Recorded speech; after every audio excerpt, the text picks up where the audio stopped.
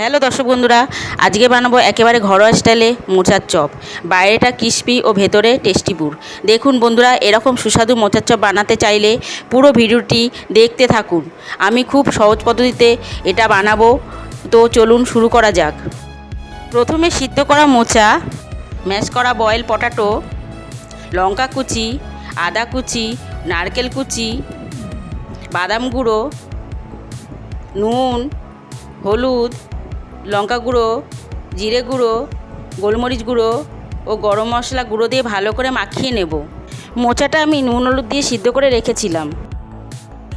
এবার হাতে অল্প জল লাগিয়ে একটু করে মোচা নিয়ে এইভাবে হাত দিয়ে পাকিয়ে লম্বা করে চপের আকার দিয়ে নিতে হবে। এইভাবে আমি বাকি চপগুলোও বানিয়ে নেব। বন্ধুরা, আপনারা চাইলে হাতে গ্লাভস পরেও চপের আকার দিতে পারেন। আমি এখানে হাতে জল লাগিয়ে নিয়েছি, ফলে আকার দিতে সুবিধা হবে। এবার কিছুটা বেসনে নুন, হলুদ, জিরে গুঁড়ো, লঙ্কা গুঁড়ো ও কালো জিরে দিয়ে অল্প অল্প করে জল দিয়ে একটা ব্যাটার তৈরি করে নেব। ব্যাটারটা বেশি ঘন হবে না, বেশি পাতলা হবে না। আমি এখানে খাওয়ার সোডা দিইনি, আপনারা চাইলে খাওয়ার সোডা দিতে পারেন। দেখুন, এরকম একটা ব্যাটার বানিয়ে নিয়েছি। এবার একটা করে চপ নিয়ে কর্নফ্লাওয়ারে কোট করে সেটা বেসনের ব্যাটারে ডিপ করে নিতে হবে। এবার এটা আমি আগে থেকে গরম করা তেলে ভেজে নেব।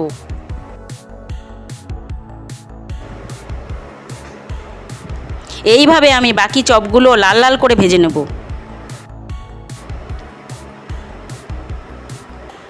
চপগুলো আমি উল্টে পাল্টে ভেজে নিচ্ছি। এগুলো ভাজা হয়ে গেছে, এবার আমি এগুলো তুলে নিচ্ছি। এইভাবে আমি বাকি চপগুলো একে একে ভেজে তুলে নিচ্ছি। বন্ধুরা, টেস্টি মোচার চপ তৈরি। বন্ধুরা দেখুন, মোচার চপ রেডি। আমি আপনাদের একটা ভেঙে দেখাচ্ছি। দেখুন ভেতরে কতটা সফট ও বাইরে কতটা ক্রিস্পি হয়েছে।